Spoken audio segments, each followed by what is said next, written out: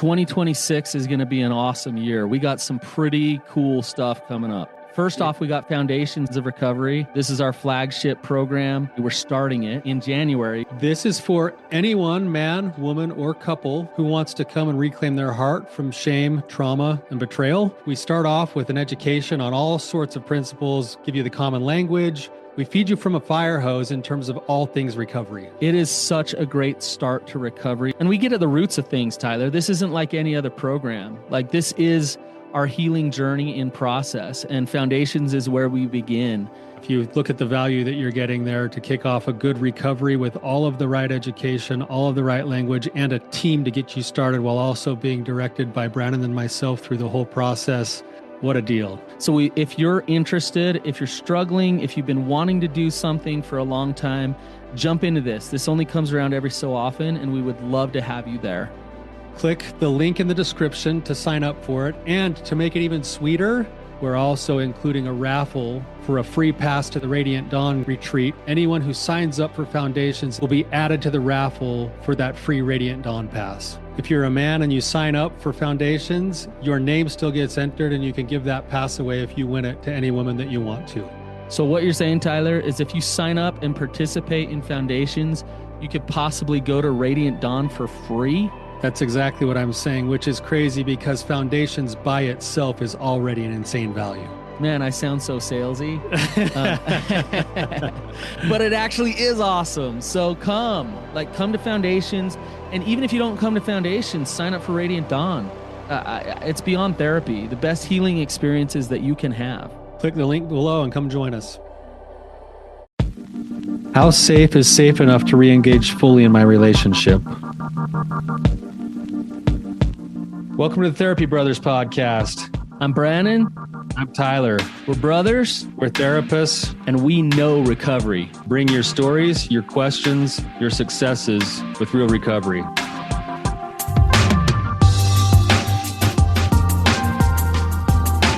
Hey, Tyler, you ready to have some hard conversations? Let's do it. Let the Therapy Brothers podcast begin. Oh, Tyler, speaking of safety, I almost burnt my house down last night. Uh-oh, what did you do? I had all these T-bones that I was cooking up for Sunday dinner. And apparently there's a lot of fat in them or something, and just like dripped down to the grease pan.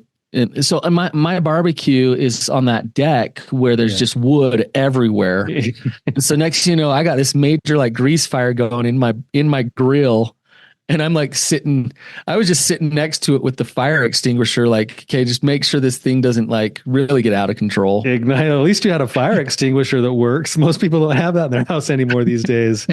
I know. Yeah. It sounds like I missed out. I should have come down for dinner last night. You should have come down. I mean, I still pulled off like amazing T-bones, even with the barbecue. The problem with T-bones is it's like you're basically having to go dip into your retirement just to buy T-bones these days. Yeah. Well, I bought a full cow in my freezer. So as part of that, we got some T-bones. So that's awesome, man. Yeah, it's good stuff. But, well, Tyler, should we dive in? Yeah, just to mention really quickly, Radiant Dawn, our guest today, who's going to be on asking the question, her name's Megan. Megan, welcome. Megan has actually been a part of the Radiant Dawn conference. So I'm just going to invite you to say whatever you want as I talk with Brandon for a second here too, Megan. But we've got it set for April 11th through 14th. It's down in Hurricane, Utah, which is down by St. George, southern Utah. We're doing it a little bit later this year than we did last year so that we have a little bit warmer weather. And it's gonna be really awesome. Yeah. So Megan, what's been your experience with Radiant Dawn? Oh, I've loved it. I've loved it every time I've gone. And I'm not going to be able to go this year, but I would totally recommend it for anybody who's thinking about going. It's a great experience. We're going to miss having you there. Yeah. So, yeah, it's been good having you there the last couple of years. So, yeah, we did push it back, Megan. Last year, I think we all shivered just a little too much. Oh my goodness. Yeah. Yeah. Well, I think part of it was the year before was nice and warm. So the people who had come the year before had expected that again, and then weren't necessarily prepared. Yeah, the weather wasn't as good. So, yeah. Well, okay, Megan, let's talk about you now. Let's kind of shift gears to what's going on with you. And if you could just give us a little bit of background, some context to what's happening with you, and we'll go from there. Okay. So my husband and I started the recovery process journey probably about 6 years ago now. He had a porn and masturbation addiction. And he's been sober since that time. So he hasn't had problems with relapsing all the time or anything like that. But just over, I don't know, during that time, like of early recovery, he struggled. We struggled a lot. And he at first kind of used me sexually as like a replacement for his addiction, which caused a lot of issues and trauma. But he's been pretty safe and in pretty solid recovery for quite a while now. But I still, like, anytime he initiates anything physical, sexual, I get this like bodily, visceral reaction of like kind of fight or flight where I'm just like, nope. And I get super high anxiety and I'm just like, I gotta get out of here. And if I initiate something sexual, then that doesn't happen. Then I'm okay. But if he initiates something, even if it's just like he wants to kiss me or whatever, I'm just like, I just kind of clam and freeze up. It's not very fun because it doesn't make him feel great. It doesn't make me feel great. Yeah. I don't know. There were a lot of other factors, just in our healing sexually, I guess. I had cancer a couple years ago and definitely didn't care for sex for quite a long time with that. Had a lot of stress, was in school and financial stress, and he's been out of work for quite some time.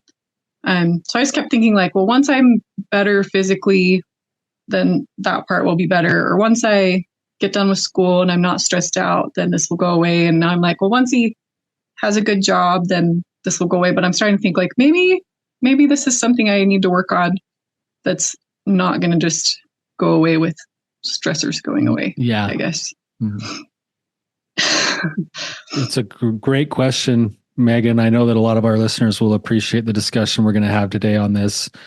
I just want to make sure I'm hearing you right, that it's not an all the time thing with like your sexual intimacy. It's the times when he's the one who's initiating that it becomes this sort of like, almost like, it's not even intentional. It's like a subconscious part of you that's like kicking on and saying, "Oh, danger," or something. It feels like old stuff or something like that. Yeah.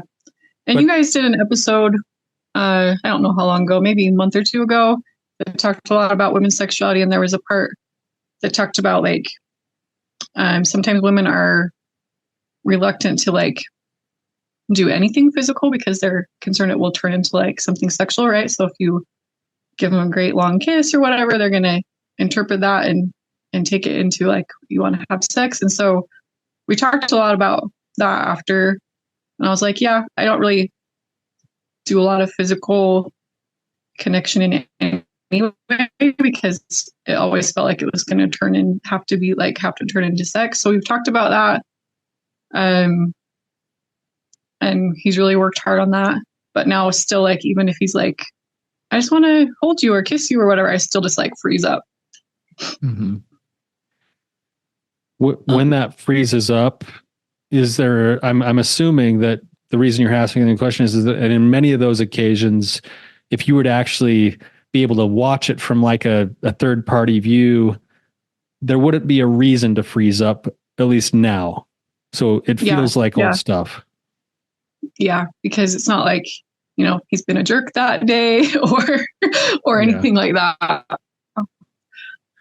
Yeah, just to kind of go down the same line of thinking, just to like really assess what we want to do is really assess, is the relationship healthy? Is there trust in the relationship? Where, you look at it and you're like, okay, like we have the good pieces of intimacy there, but intimacy isn't fully working. And so it seems like, Megan, that there's a lot of good things going on in your relationship. Is that accurate? Yeah. I think things have gotten a lot better over the last few years for sure. When you say gotten a lot better, can we get into some specifics? So go ahead. Oh, so I was going to say probably what was more traumatizing for me in the addiction stuff was not so much the addiction itself, but my husband got pretty emotionally abusive during that process of addiction. So that was probably what was more traumatizing for me. He's done a lot of work to not be that way anymore. But I definitely have some old stuff there, I think. Yeah. Okay. And it's been a while since he's been like that. Yeah, it has been. Okay. And you feel like he's an honest man? Like there's trust there. He'll tell you the truth. Yeah. Now he's probably a little too honest. but yeah. Okay. So the abuse has gone away. He's being very honest. You feel like, is he consistent? Like if he, is he consistent with what he does? I would say like more and more so, but still probably not like all the time. Okay. And that sometimes like emotionally, he still sometimes has a hard time managing emotions, but once he has a hard time with it, he recognizes it, corrects it, gets back on track. But sometimes every once in a while, I still am like, I don't know what I'm going to get, Okay. As far as there's a space like there's got to be space for him to be human, right? Like he's going to make mistakes and he's not going to be perfect. Yeah, so there's got to be that space, but that's my question. different. That's my question is like, I want him to be able. I know he's going to have days where he's in a bad mood, right? And like, he's going to be human, but I'm like, I don't know at what level am I like, okay, this is just normal stuff, or this is like still not safe, I guess. Right. And I don't know if that's part of my reaction or if it's just all old stuff, but. Right. We'll just go a little bit further with where you were going, Brandon, just kind of looking at your relationship, not just in like the sexual intimacy realm or the emotional realm, but also even just kind of expand out. Are there any other parts of your relationship that maybe still are a work in progress on the trust side of things? Are there any other areas of your relationship that it's like, I don't 100% trust in that realm yet either? Yeah. So like I mentioned, he's been unemployed for quite a while, and that's something that I've really struggled with. He does do some stuff on the side, so he's not working at all, but part of it was he was kind of taking care of me when I was sick and going to school himself, but it's been quite a while. He's doing DoorDash, but he's not back to work yet. And I have kind of a lot of resentment about that. And sometimes I'm like, yeah, if that was in place, I think I'd feel safer. But then other times I'm like, I don't know, maybe that would be in place and I would still feel the same way. So that's something that I feel pretty alone as far as like in providing for our kids, financially. What's the holdup? What's the holdup there? I'm just curious. Like, it's been a while. Like, what are some of the struggles to get a job?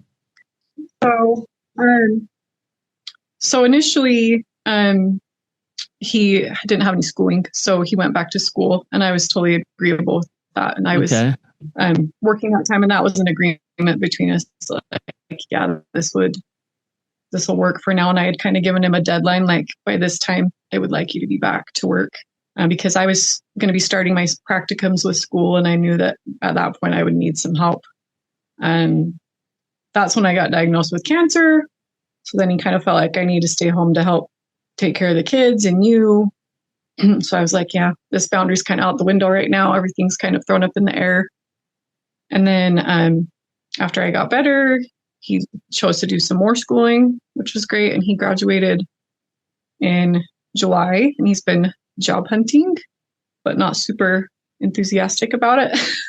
Okay. And I think just kind of lost as far as what he wants to do for a career. Not sure if what he went to school and is actually what he wants to do and whatnot.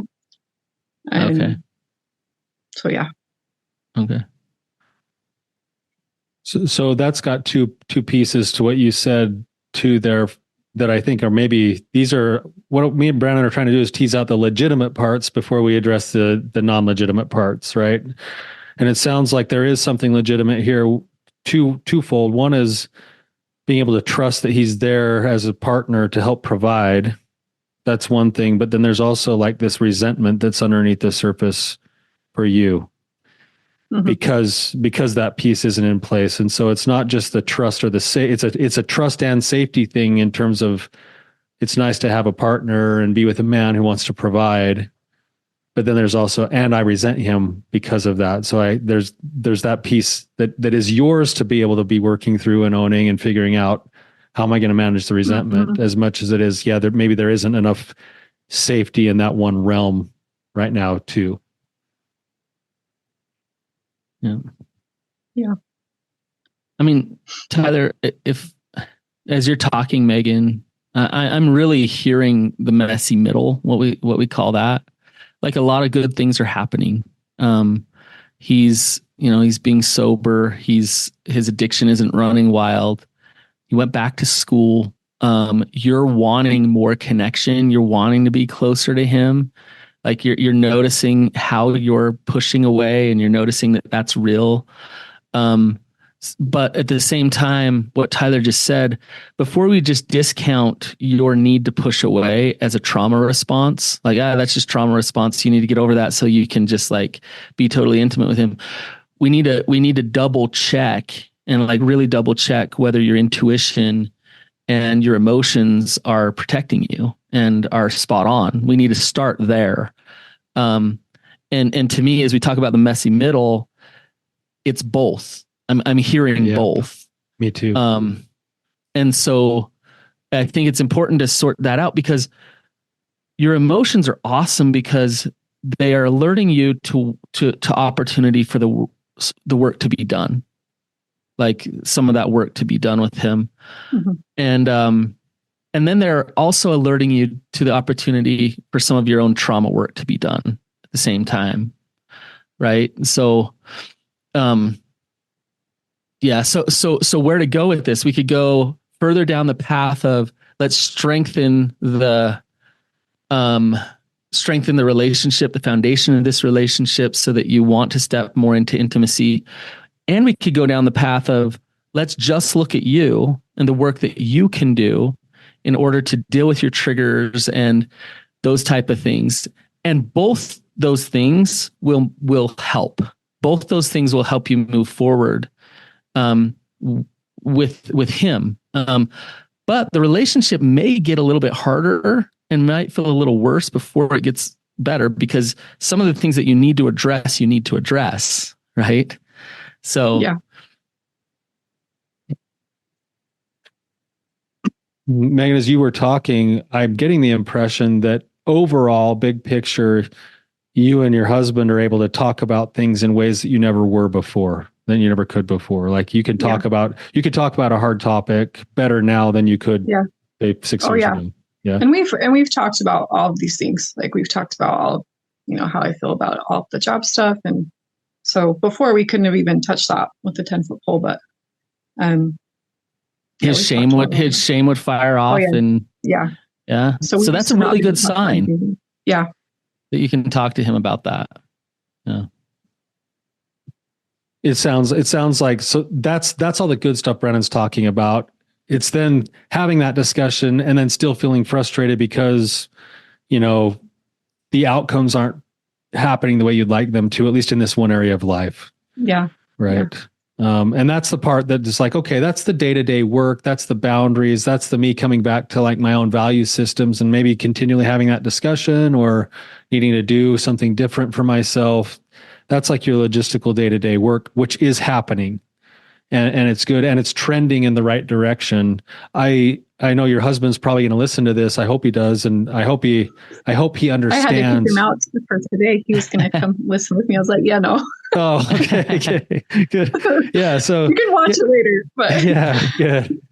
Well, that's good. So your husband's listening to this, and I hope that he's hearing you and I'm going to rephrase it saying that if he wanted to help you with feeling more comfortable and less kind of like on guard in all these other areas of life, his ability to step into those hard places for himself and actually go find a place and a way to start to have gainful employment and be a part of providing for the family would do a lot of good towards the process you're actively both pursuing and trying to be engaged in.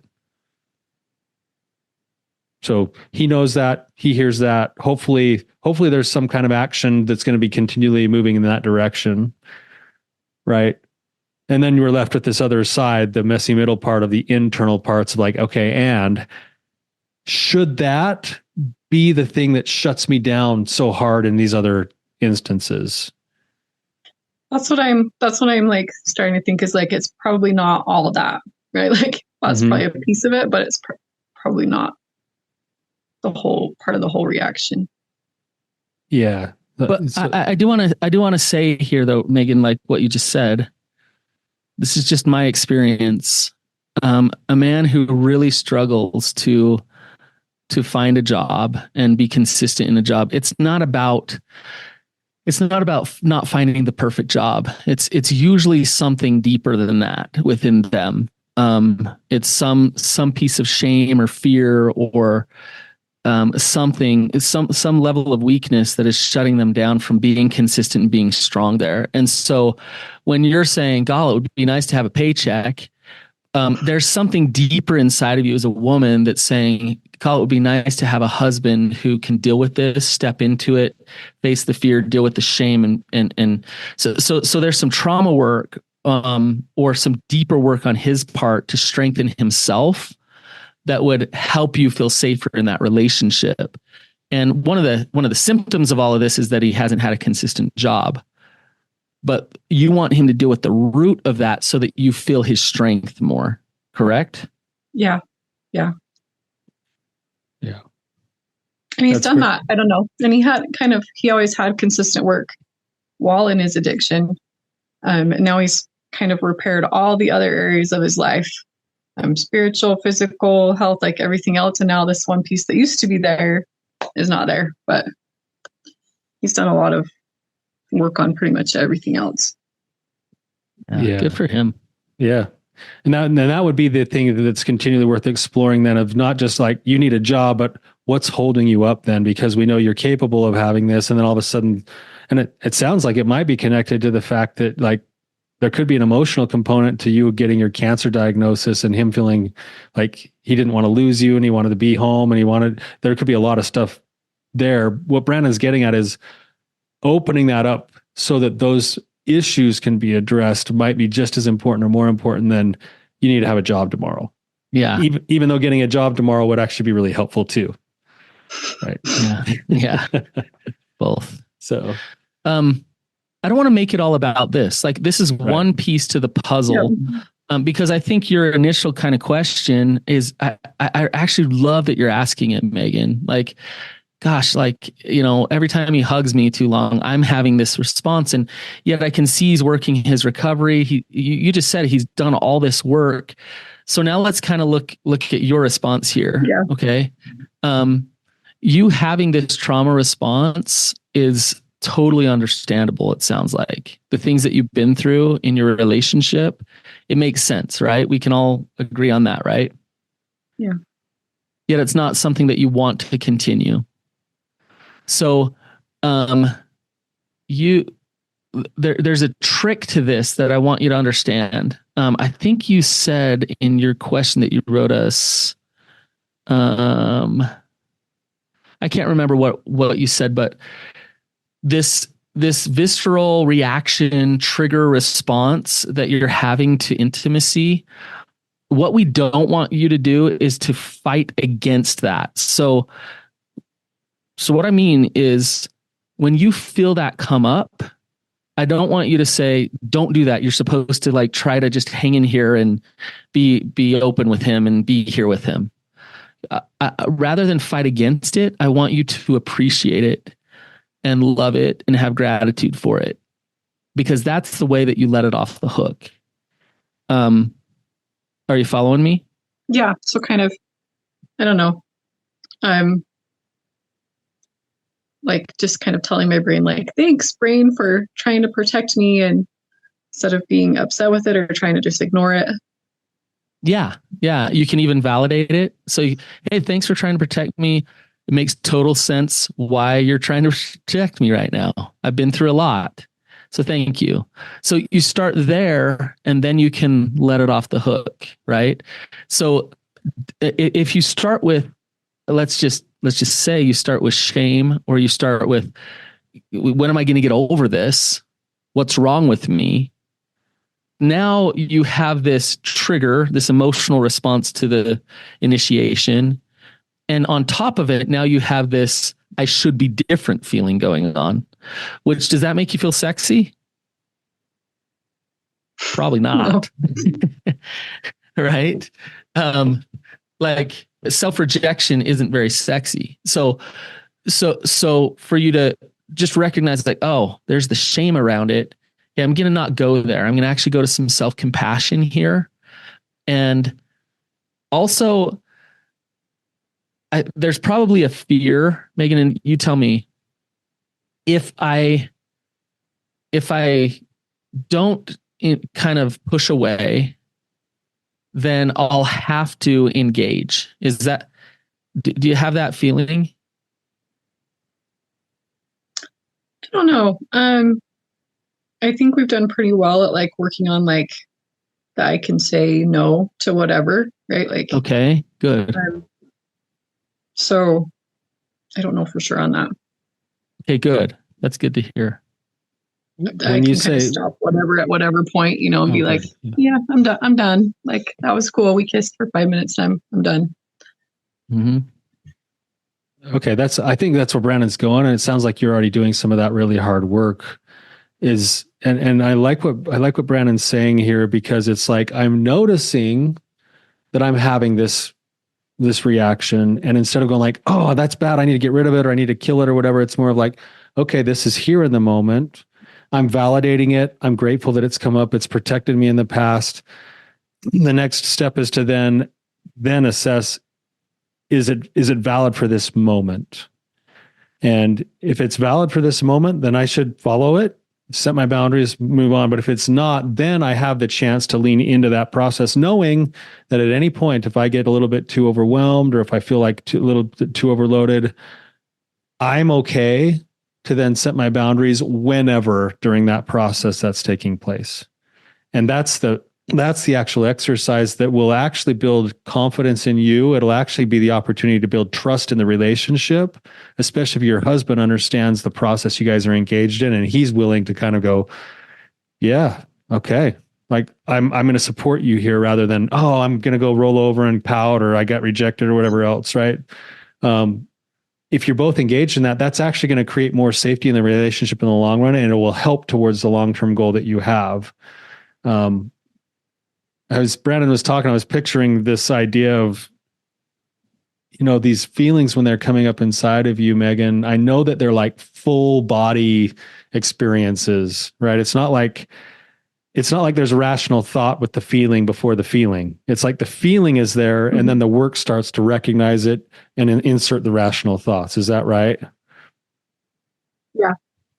Yeah. So the body itself is like faster than our rational mind is in these kinds of moments. And so it's learning to dance with the body rather than trying to get the body to stop altogether. And if I can learn to dance with it, then I can suffer less, and I can get my rational thinking online more quickly. And then I can move into that decision tree of, am I safe? I think I am in this moment. Okay. How much do I want to lean in right now?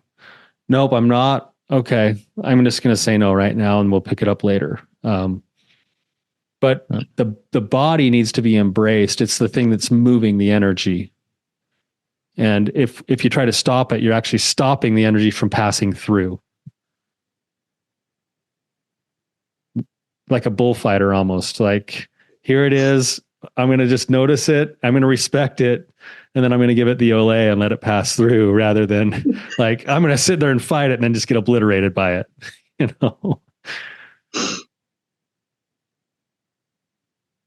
Megan, I have some suggestions for you if you want about I think Please. you and your husband are ripe for just some real thriving and just getting over some humps that once you get over those things, I think you're just gonna like do really, really well. But it's some hard work that the things that you need to do. And going along with what Tyler was saying, if I were you, there's two things that I'd consider. So there's a type of therapy called sensate focused sex therapy. It's sensate, Say that again. SENSAT, sensate focused sex therapy. Have you ever heard of it? Do you know what it is, Megan? Have you ever heard of it? I'm not an expert on it, but I'll give you just a little bit of a gist on it. It walks a couple through a very deliberate process of healing when it comes to intimacy. And so when there's been a lot of trauma and a lot of just problems with intimacy in the past, where sex has been more of a destructive force in the relationship than a good one, and then doing the healing work to actually get it back online again and make it a good thing. Sensate slows that down so much and removes all pressure from the process. And you do certain touching exercises that are very just careful about what you do. And so like you might just touch like someone's knee for just a little bit. And that's that exercise for that day. And it's just one step at a time until you start to feel safe touching again and safe connecting with each other again. So that's sensate focused sex therapy. It can be really difficult. So, because you have to keep certain rules and sometimes one partner or the other is like, no, let's break the rules. And it's like, no, like we're doing this practice to know that there's trust, there's safety, and we're getting comfortable touching in these ways. So sensate focused sex therapy. Going along with that, Megan, I would look at some ART for you around some of the emotional abuse and around some of the just overall trauma. You've had a lot of trauma in your marriage, from your cancer diagnosis to his addiction. There's been a lot there. And I don't know if you've done that deeper trauma work other than going to Radiant Dawn, but that deeper trauma work on yourself around it, because ART or EMDR, one characteristic of that therapy is that it desensitizes triggers. And it sounds like you're getting triggered quite a bit with him. And so for you to reprocess who he is in your relationship and desensitize some of those triggers could really help you in those moments where it's not so automatic. So have you done any trauma work like that? We did do some EMDR. I think I kind of did it too early, if that makes sense. I don't know that he was super solid in his recovery yet when I did it. So it may be more, it helped in some areas with some of the triggers. So, but not in some of the others. So I think maybe. Megan, when you do EMDR, are you able to surrender to the process and let go? And when we did it kind of more on the topics of like the emotional abuse, I was able to, but when we tried to do it like on this topic several years ago, it didn't work out. But I wonder if maybe now that we've had a little more time and whatnot, if it would be helpful. Yeah. And I might give ART a shot. ART's kind of like, I don't know, Tyler, what would you say?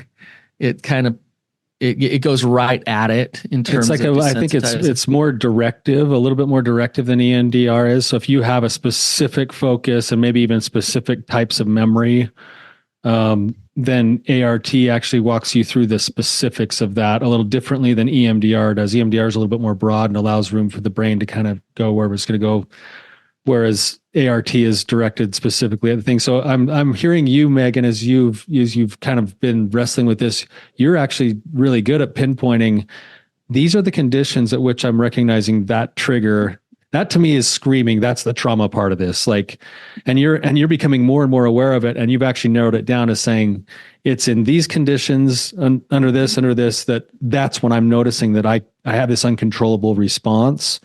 That to me says something like an ART appointment or two could possibly do a lot of good for you there. Mm-hmm. Especially because the conditions of the relationship have improved. So yes.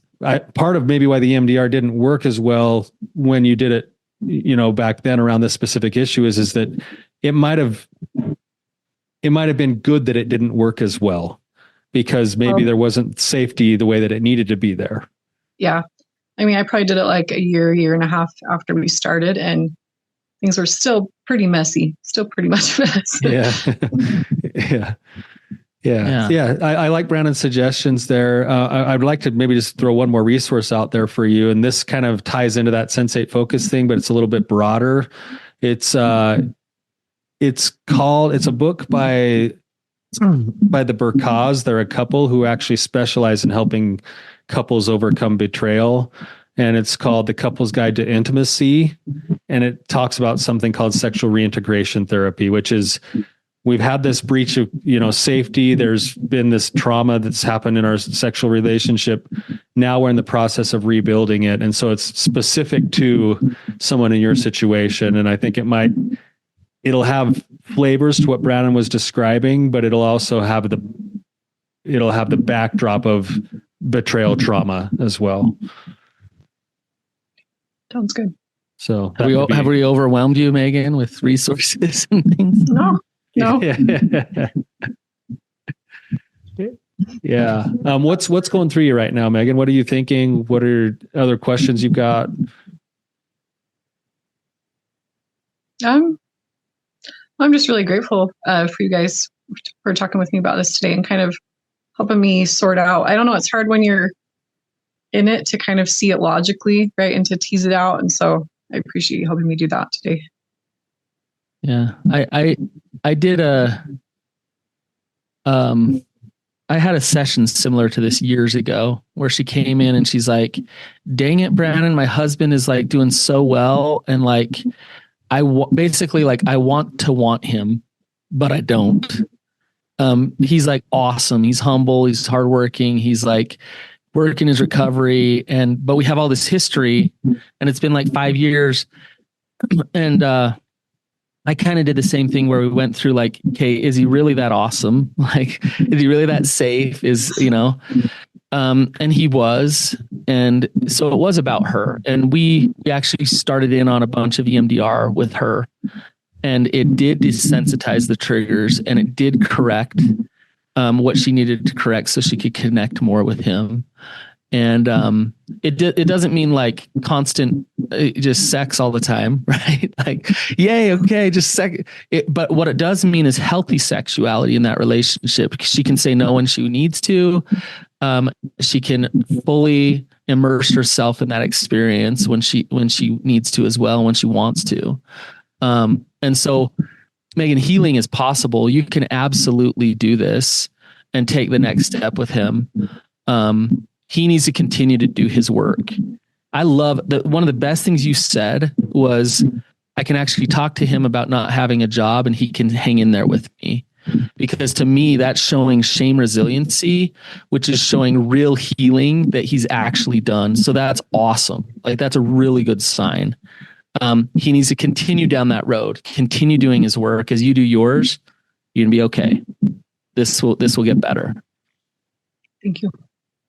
In the years that I've known you, Megan, I've always been astounded at your open heart to the process you're engaged in.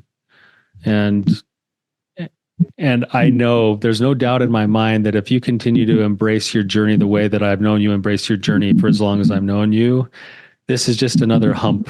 You're already taking the right steps. I can hear you taking the right steps. You're stepping into hard conversations with your husband. He's able to hold those hard conversations. You're still doing your recovery work. He's still doing his recovery work. You're tuning up your relationship.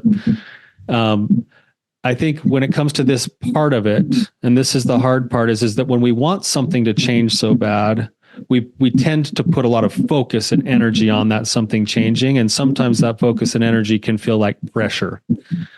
And in sexuality, it's almost like I need to be able to focus on it and work on it, but the way that I do that is by helping to take the pressure off. And so if there's any way that you can embrace your process by giving permission to be a work in progress, by alleviating the pressure to get better so quickly, you're actually likely to take steps forward by softening the approach a little bit. I don't know if that makes sense or not. Yeah, no, it does. Yeah. Yeah. You're doing a great job. Any last questions for us, Megan? Okay. Thank you, guys. Thank you for coming on and being vulnerable. And like Tyler said at the beginning of this episode, what you're dealing with is actually quite common. So it's helping a lot of people by coming on with us and sharing your story. So thank you, Megan. Appreciate you. You're welcome. Thank you. And for those of you listening, if this is meaningful or you know somebody who's in a situation that this could benefit, please feel free to reach out and share this with them. All right. See you guys.